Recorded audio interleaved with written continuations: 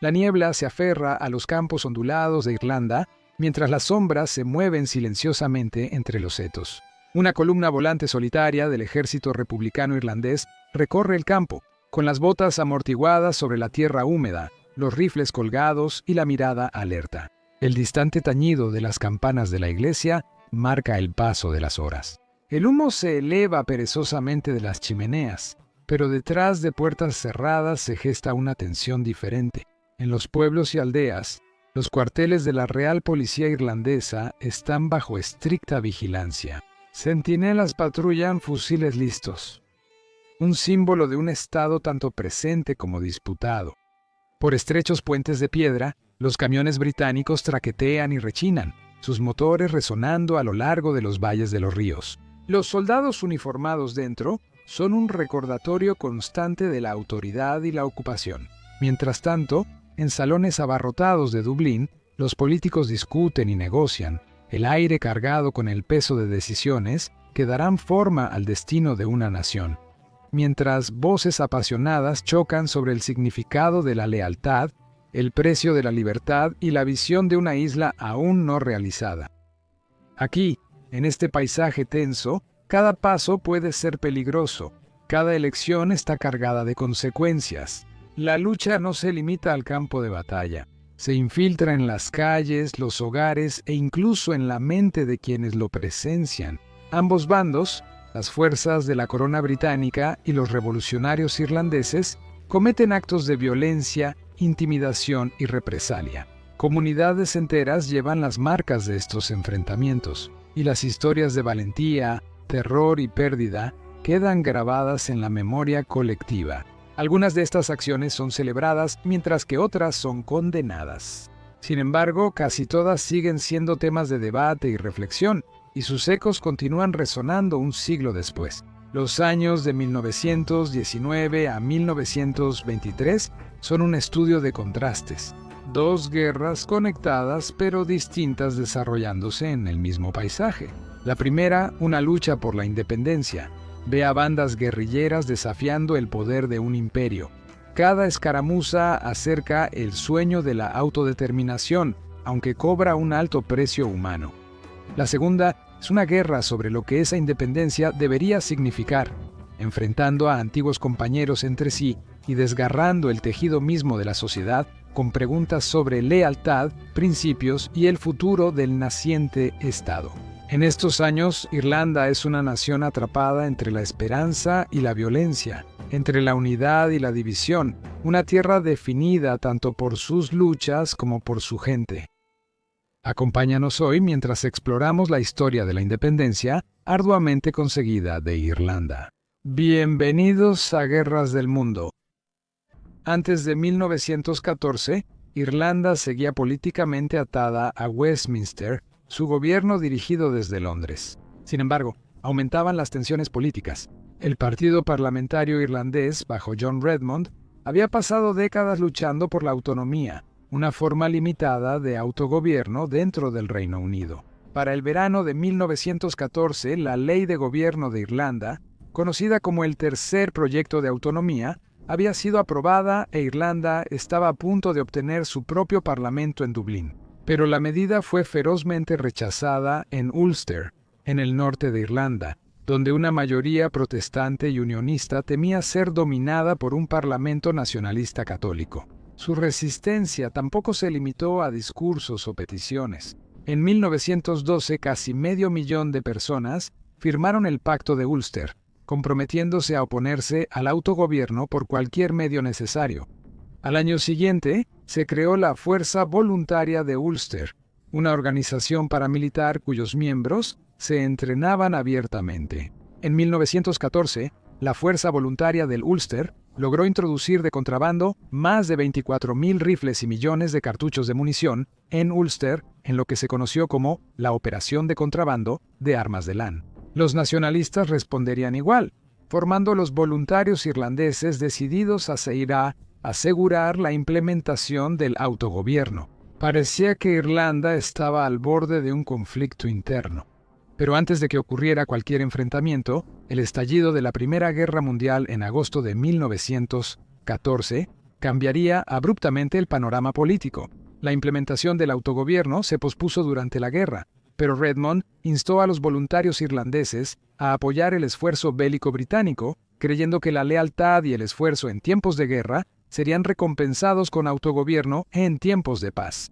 Los voluntarios se dividieron ante el llamado a las armas. Aquellos que siguieron a Redmond se convirtieron en los voluntarios nacionales, mientras que una minoría mantuvo el nombre de voluntarios irlandeses y conservaron su enfoque en la autonomía irlandesa. Más de 200.000 irlandeses de diversas divisiones políticas y sectarias sirvieron en las fuerzas británicas durante la guerra. Muchos ex voluntarios del Ulster se unieron a la 36ª División del Ulster, mientras que los nacionalistas llenaron las filas de la 10ª y 16ª Divisiones irlandesas. Su servicio llevó a estos hombres a los campos de batalla mortales de las grandes campañas de la guerra. En 1915, la 10ª División irlandesa desembarcó en Gallipoli, luchando no solo contra las posiciones otomanas atrincheradas, sino también contra la fiebre, las enfermedades y el calor sofocante. Un año después, el 1 de julio de 1916, el Somme se convertiría en un crisol de devastación para las fuerzas británicas,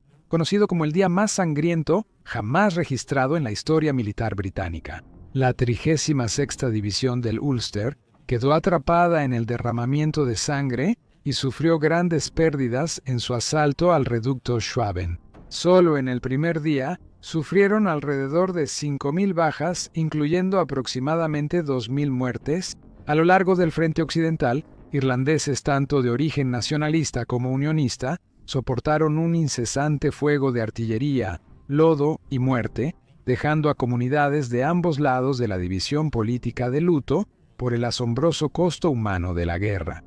Mientras miles de irlandeses luchaban en el extranjero, la guerra en casa trajo dificultades e inquietud. La escasez de alimentos y combustible hizo que los precios se dispararan. Estallaron disputas laborales al superar la inflación los salarios. Y en 1916, el levantamiento de Pascua transformó el ambiente político. El lunes de Pascua de 1916, varios cientos de republicanos armados tomaron edificios prominentes en Dublín y proclamaron una república irlandesa. La mayoría de la población observó con indiferencia o hostilidad hacia ellos, viendo la rebelión como inoportuna e imprudente, mientras los irlandeses morían en Francia. Las fuerzas británicas reprimieron el levantamiento en el plazo de una semana, a costa de numerosas bajas civiles y grandes daños a la ciudad. Sin embargo, fue la consecuencia lo que resultó decisivo. La ejecución de los líderes de la rebelión en las semanas siguientes generó una ola de simpatía e indignación, convirtiendo a hombres como Patrick Pearse y James Connolly en mártires de la causa nacionalista.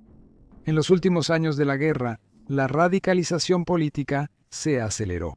Al partido político Sinn Féin, que no había tenido un papel directo en el levantamiento, muchos le atribuyeron erróneamente su organización. El partido adoptó la causa republicana, pidiendo la independencia total en lugar de la autonomía limitada. En todo el Imperio Británico surgían movimientos similares. En la India, Egipto y otras colonias, tanto los veteranos que regresaban como los líderes políticos invocaban el principio de autodeterminación que el presidente estadounidense Woodrow Wilson había defendido al final de la guerra. Para cuando las armas callaron en noviembre de 1918, Irlanda había cambiado irrevocablemente. Decenas de miles de soldados irlandeses habían regresado a casa, a menudo heridos, desempleados y lamentando la pérdida de sus compañeros caídos o enfrentando un futuro incierto. En todo el país, la guerra había dejado su huella. Dificultades económicas, escasez de alimentos y comunidades marcadas por la pérdida. Muchos se sentían desilusionados con Westminster, después de haber luchado y muerto por una corona que parecía lejana e indiferente. En medio de este sentimiento de frustración, se apoderó un ánimo de anticipación, como si Irlanda misma contuviera la respiración, con las brasas del cambio ardiendo silenciosamente, listas para encenderse.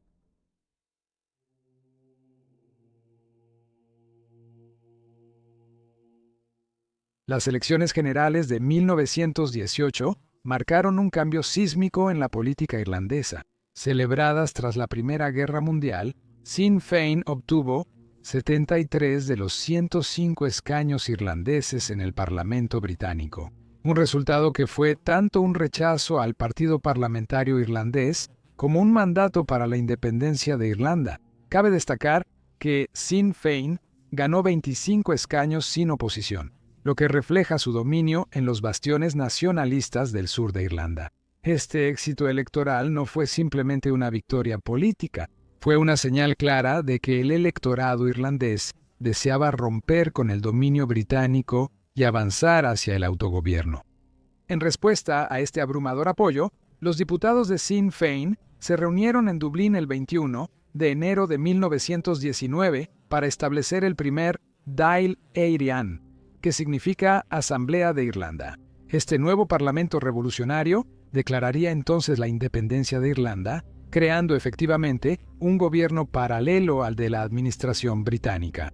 El programa democrático del primer Dáil delineó una visión para una república basada en principios democráticos y justicia social, sentando las bases para una nueva era política en Irlanda. Al mismo tiempo, los voluntarios irlandeses que habían sido fundamentales en el levantamiento de Pascua de 1916 se rebautizaron como el Ejército Republicano Irlandés o Ejército Republicano Irlandés.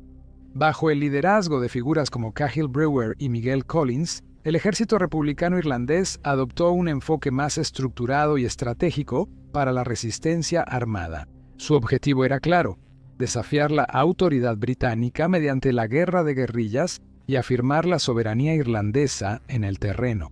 La transformación de los voluntarios en el Ejército Republicano Irlandés marcó la transición de la resistencia pasiva a la insurgencia activa, preparando el escenario para la lucha armada que definiría la Guerra de Independencia. El primer acto significativo de esta resistencia armada ocurrió el 21 de enero de 1919, el mismo día en que se reunió el primer Dáil. En Solo Hedbeg, condado de Tipperary, un grupo de miembros del Ejército Republicano Irlandés emboscó a 2 agentes de la Real Policía Irlandesa, o Real Policía Irlandesa James MacDonnell y Patrick O'Connell, quienes escoltaban un cargamento de gelignita. Esta emboscada resultó en la muerte de los agentes y la incautación de los explosivos.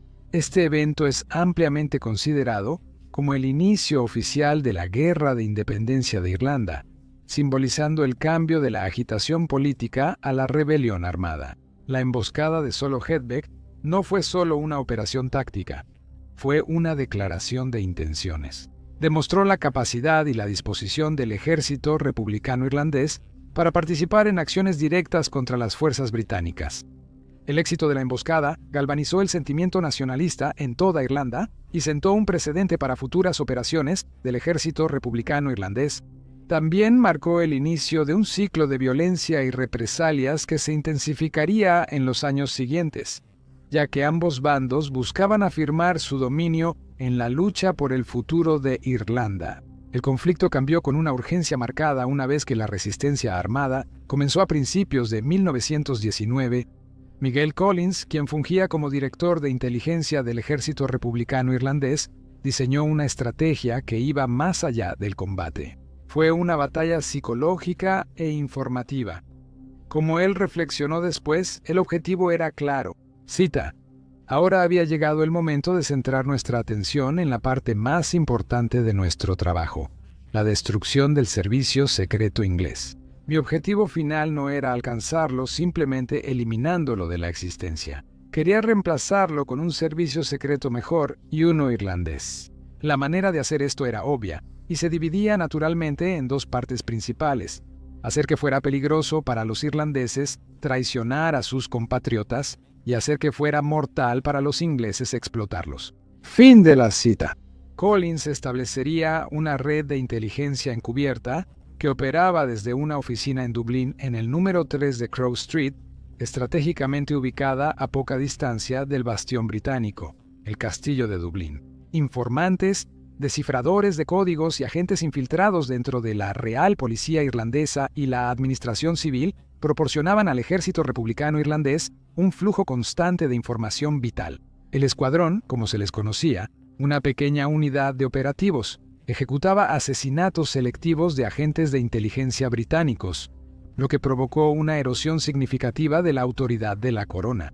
Mientras tanto, en todo el campo, las unidades del ejército republicano irlandés se organizaban en columnas volantes móviles, ligeramente armadas y altamente receptivas a la información reunida. Estas columnas planeaban emboscadas contra patrullas del Real Policía Irlandesa y convoyes militares británicos, atacando rápidamente y luego desapareciendo antes de que pudieran llegar los refuerzos. Las tácticas de guerrilla cambiaron drásticamente el equilibrio de poder. La eficiencia y el conocimiento local superaron la superioridad numérica británica. La administración británica, alarmada por la creciente violencia, respondió con una fuerza desesperada y drástica. Reclutaron en gran medida a soldados desmovilizados, creando unidades conocidas como los Black and Tans por sus uniformes desparejados de verde oscuro de la policía y caqui del ejército. Junto a ellos estaba la División Auxiliar, una fuerza más elitista compuesta por exoficiales. Estas fuerzas paramilitares se hicieron infames por sus represalias violentas, incendiando casas, saqueando negocios e imponiendo toques de queda brutales. Uno de los peores ejemplos fue el saqueo de Balbriggen en septiembre de 1920, donde más de 50 edificios fueron destruidos y varios civiles fueron asesinados como represalia por una emboscada del ejército republicano irlandés. Estas represalias estaban diseñadas para infundir miedo en las comunidades que se creía apoyaban al ejército republicano irlandés, pero a menudo tenían el efecto contrario, movilizando la ira civil y la simpatía hacia los republicanos. La naturaleza de la guerra de guerrillas hizo que las bajas civiles fueran trágicamente comunes. El ejército republicano irlandés vestía ropa de civil, mezclándose entre los pueblos y ciudades. Esto dificultaba que las fuerzas de la corona distinguieran a los combatientes de los no combatientes, y a menudo los civiles eran atacados por sospecha más que por certeza. El ciclo de ataques y represalias alcanzó un violento clímax a finales de 1920. En la mañana del 21 de noviembre, el escuadrón de Collins llevó a cabo asesinatos coordinados contra una red de oficiales de inteligencia británicos en Dublín. 15 hombres fueron asesinados en sus casas o alojamientos, paralizando lo que se conocía como la Banda de El Cairo.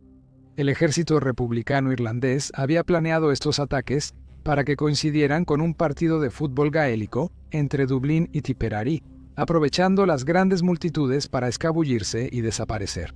Sin embargo, como represalia por los asesinatos de la mañana, esa tarde las fuerzas de la corona irrumpieron en Croke Park, donde se estaba llevando a cabo el partido de fútbol. Sin previo aviso, abrieron fuego contra la multitud, matando a 14 civiles y dejando a decenas más heridos, incluyendo a un jugador de fútbol, Miguel Hogan, cuyo nombre vive hoy en la tribuna Hogan del estadio. El Domingo Sangriento, como llegó a conocerse ese día, ejemplificó la brutalidad del conflicto y las líneas cada vez más borrosas entre los combatientes y la población civil.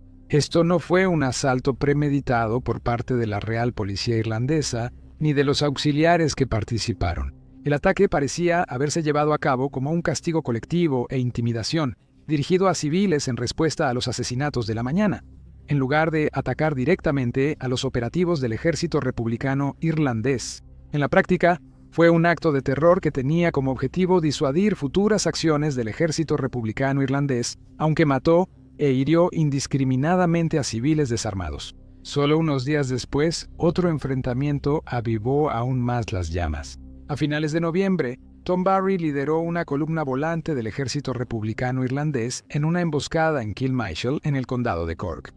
En inferioridad numérica y mal equipados, sus hombres aún así infligieron una derrota devastadora a los auxiliares, matando a más de una docena de ellos. Esta victoria fue celebrada como prueba de que las fuerzas británicas no eran invencibles. Sin embargo, las consecuencias también fueron sombrías. Los informes sobre prisioneros que fueron asesinados después de rendirse y las rápidas represalias de las fuerzas británicas en las zonas circundantes aseguraron que el sufrimiento civil aumentara al mismo ritmo que el éxito militar. Para finales de 1920, el conflicto había difuminado los límites entre combatiente y civil. Tanto las zonas rurales como urbanas se vieron envueltas en un ciclo de emboscadas, represalias y sufrimiento. Los civiles fueron obligados a tomar posiciones políticas sin importar sus creencias, atrapados entre la resistencia armada y el castigo colectivo. La guerra se había convertido no solo en una lucha por el territorio, sino por el alma de la Irlanda cotidiana.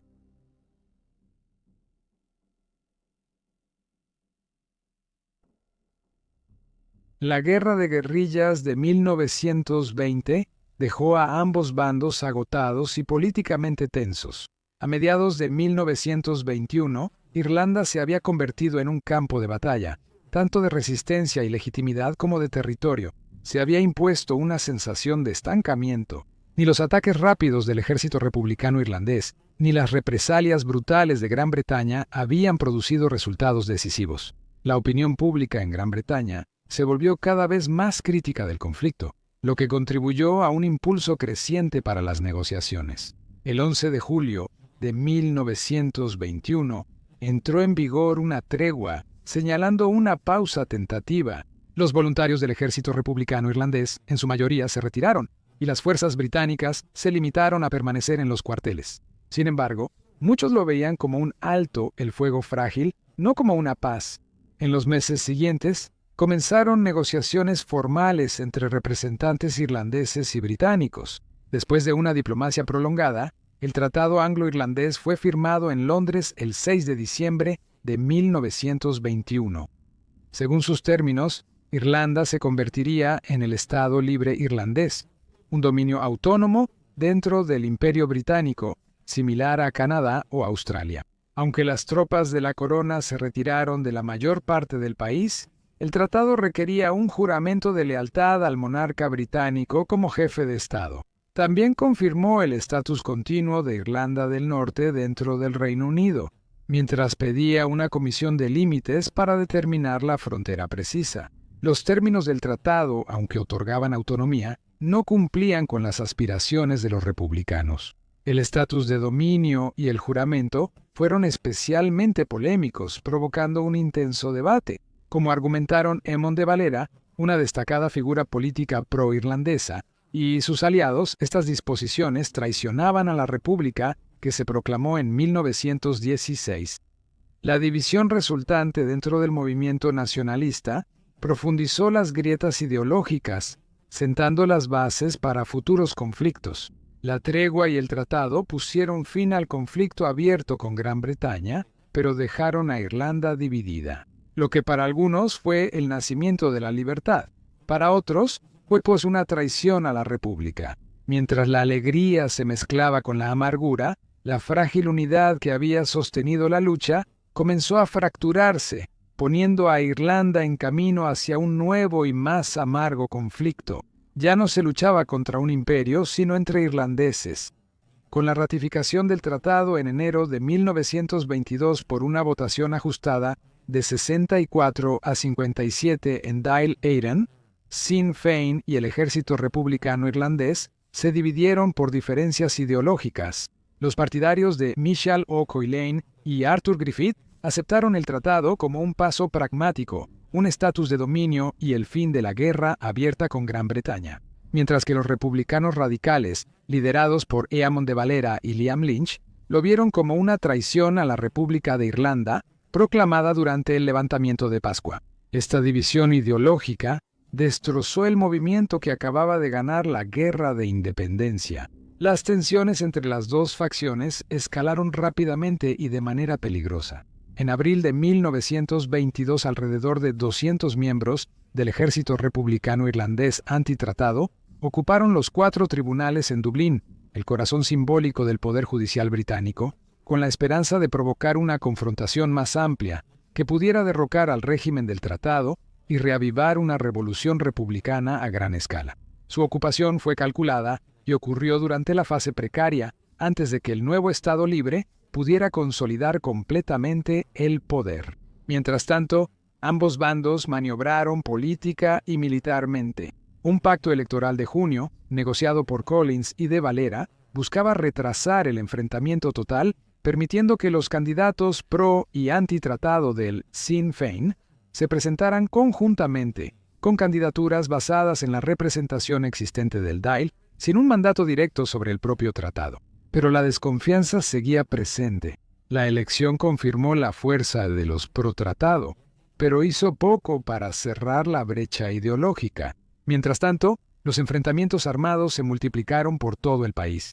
Las guarniciones del gobierno, los cuarteles y los puestos avanzados republicanos se convirtieron en puntos críticos. Los 4 tribunales se erigieron como un símbolo particularmente peligroso de la inminente ruptura entre antiguos camaradas. El gobierno británico presionó al gobierno provisional para que actuara, viendo la ocupación del edificio como una violación del tratado que amenazaba la estabilidad. Para la primavera de 1922, Irlanda se encontraba en una encrucijada. Un camino conducía a estabilizar el Estado libre bajo los términos del tratado. El otro apuntaba hacia una república fracturada, basada en los principios de 1916. Mientras ambos bandos afilaban sus posiciones, no solo con palabras, sino también con armas y hombres, el país se preparaba para el colapso de cualquier paz frágil y el descenso a la guerra civil irlandesa. En las primeras horas del 28 de junio de 1922, Dublín despertó con el estruendo de la artillería. El gobierno provisional, habiendo agotado todas las vías políticas, lanzó un asalto a gran escala contra los 4 tribunales, que en ese momento estaban en manos de las fuerzas del ejército republicano irlandés antitratado. Esta decisión no fue tomada a la ligera. Durante semanas, Miguel Collins había resistido la presión británica para actuar, sabiendo que un ataque armado contra antiguos compañeros podría sumir a Irlanda en una guerra civil. Pero la ocupación de los 4 tribunales por parte de los republicanos radicales y el secuestro del general pro-tratado Hotchot O'Connell lo habían obligado a actuar.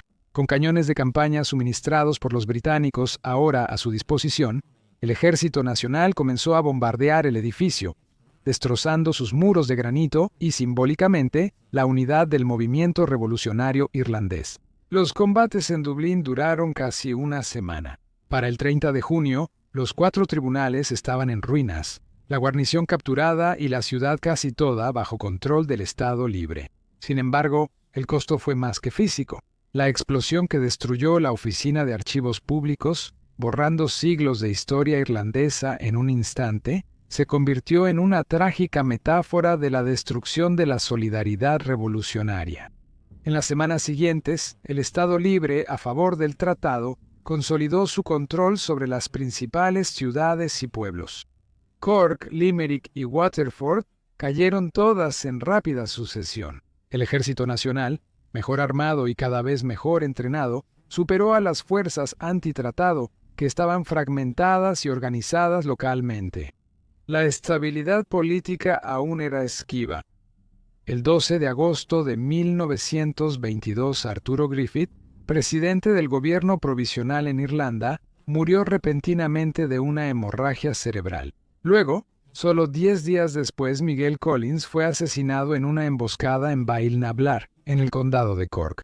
Su muerte en un valle remoto, durante lo que se suponía sería una gira de rutina, dejó atónita a la nación. Con sus 2 líderes clave ausentes, el Estado libre recurrió cada vez más a la autoridad militar. La guerra luego se transformó en un conflicto guerrillero rural, reflejando las tácticas de la guerra de independencia, pero despojada de su legitimidad popular. Las unidades antitratado llevaron a cabo emboscadas, asesinatos y actos de sabotaje.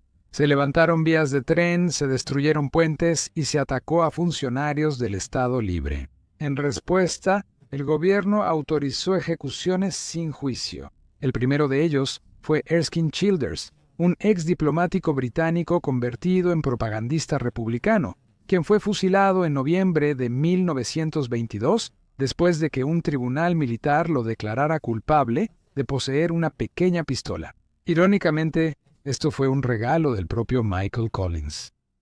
En diciembre, 4 republicanos de alto perfil, Rory O'Connor, Liam Mellows, Richard Barrett y Joe McKelvey, fueron ejecutados en la prisión de Mountjoy en represalia por el asesinato del diputado pro-tratado Sean Hales. Esto marcó una nueva y sombría fase de la guerra, donde las represalias reemplazaron a la justicia y la línea entre el liderazgo militar y político se volvió difusa. Como observó el historiador Tom Garvin, cito: "La guerra civil irlandesa no fue simplemente un enfrentamiento militar, fue un ejercicio de eliminación política". Fin de la cita. La violencia en la Irlanda rural adquirió un carácter particularmente salvaje.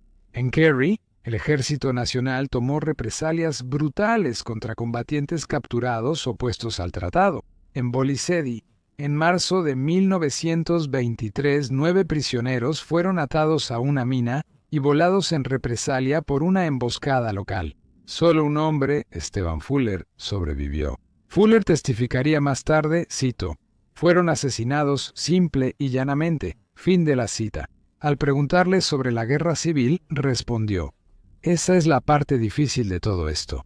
Irlandeses luchando contra irlandeses e incluso hermano contra hermano". Fin de la cita. Las brasas de la guerra civil finalmente se enfriaron en la primavera de 1923, cuando el liderazgo del ejército republicano irlandés antitratado comenzó a aceptar que seguir resistiendo era inútil. El punto de inflexión llegó con la muerte de Liam Lynch, el jefe de Estado Mayor del ejército republicano irlandés, el 10 de abril de 1923, durante un enfrentamiento en las montañas Knockmildown del condado de Tipperary. Su fallecimiento destrozó la moral de las fuerzas antitratado, marcando el principio del fin. 10 días después, Frank Aiken asumió el mando. En una reunión crucial del Ejecutivo del Ejército Republicano Irlandés en el condado de Tipperary el 30 de abril, declaró el fin de las operaciones ofensivas, pidiendo en su lugar un alto al fuego. Aunque los combates continuarían en algunas zonas dispersas, el cese formal de las hostilidades había comenzado. Menos de un mes después, el 24 de mayo de 1923, Aiken emitió lo que se conoció como la Orden de Entrega de Armas, instando a los voluntarios del ejército republicano irlandés a deponer sus armas y regresar a casa. Esto marca el final práctico de la guerra civil, no con una victoria, sino con una paz a regañadientes. Sin embargo, el silencio que siguió fue incómodo. El Estado Libre surgió victorioso físicamente y políticamente dominante. Su autoridad ahora no tenía rival en todo el país. Aún así, las heridas del conflicto eran profundas. Casi 10 meses de campaña guerrillera dejaron cicatrices profundas en las comunidades, divisiones familiares, sufrimiento civil y el trauma de ejecuciones sumarias.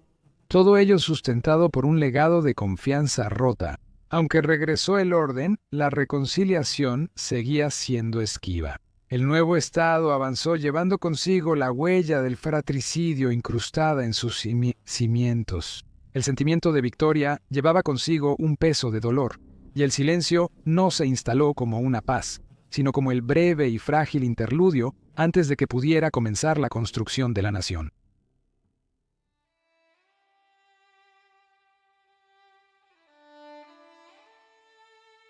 La Guerra Civil Irlandesa dejó un impacto profundo y duradero en la nación, moldeando su panorama político y las divisiones sociales durante generaciones. El conflicto, que surgió de opiniones divergentes sobre el Tratado Anglo-Irlandés, no solo determinó el rumbo de la independencia de Irlanda, sino que también arraigó divisiones que influirían en su trayectoria futura. Tras la guerra, las facciones a favor y en contra del tratado se consolidaron en 2 partidos políticos dominantes. El bando a favor del tratado, encabezado por figuras como Miguel Collins y Arturo Griffith, evolucionó en Cumann na Gael, que más tarde se convirtió en Fine Gael. Este partido se posicionó como defensor del tratado y del recién establecido Estado Libre Irlandés, enfatizando el gobierno constitucional y la estabilidad. Por otro lado, la facción antitratado, liderada por Émon de Valera, formó Fianna Fáil en 1926. Inicialmente siguiendo una política de abstencionismo, Fianna Fáil eventualmente ingresó al Dáil Éireann, marcando un cambio significativo en la política irlandesa. La rivalidad entre Fine Gael y Fianna Fáil, arraigada en sus orígenes en la Guerra Civil, definió el discurso político irlandés durante gran parte del siglo XX y continúa influyendo en el panorama político actual. La partición de Irlanda, una consecuencia directa de la Guerra Civil, estableció a Irlanda del Norte como una entidad separada bajo el dominio británico. Esta división afianzó las líneas políticas y sectarias, con una Irlanda del Norte de mayoría protestante alineada con el Reino Unido, mientras que el Estado libre de mayoría católica buscaba la soberanía. La partición no solo dividió la isla geográficamente, sino que también sembró semillas de discordia que se manifestarían en conflictos futuros. El legado de la partición fue más evidente durante los problemas, un violento conflicto etnonacionalista en Irlanda del Norte que duró desde finales de la década de 1960 hasta 1998 y se extendió a zonas dentro de la República de Irlanda, Inglaterra y partes de Europa. La división creó un terreno fértil para las tensiones sectarias, lo que llevó a una violencia generalizada y a una desconfianza cada vez mayor entre las comunidades. La lucha de Irlanda por la independencia, que culminó en la Guerra Civil, la posicionó como un ejemplo temprano de una separación colonial a mediados del siglo XX, lo que finalmente llevó a que la República abandonara por completo la Commonwealth británica en 1949, siendo el único país en hacerlo sin reincorporarse después. El camino de la nación de ser una colonia británica a convertirse en una república independiente reflejó los movimientos de descolonización que ocurrían a nivel mundial. Sin embargo, el camino de Irlanda estuvo marcado de manera única por conflictos internos, lo que resalta las complejidades de lograr la independencia en medio de divisiones ideológicas. La Guerra Civil Irlandesa fue un capítulo fundamental en la historia de la nación, dando forma a sus instituciones políticas, estructuras sociales y relaciones internacionales. Si bien condujo al establecimiento de un Estado libre irlandés independiente, el costo fue inmenso. Las divisiones y conflictos surgidos de la Guerra Civil y la partición de Irlanda dejaron legados duraderos que influyeron en el curso de la historia irlandesa durante el siglo XX y más allá. Los ecos de este periodo turbulento siguen resonando hoy en día, recordándonos las complejidades y desafíos inherentes a la búsqueda de la identidad nacional, la unidad y la libertad.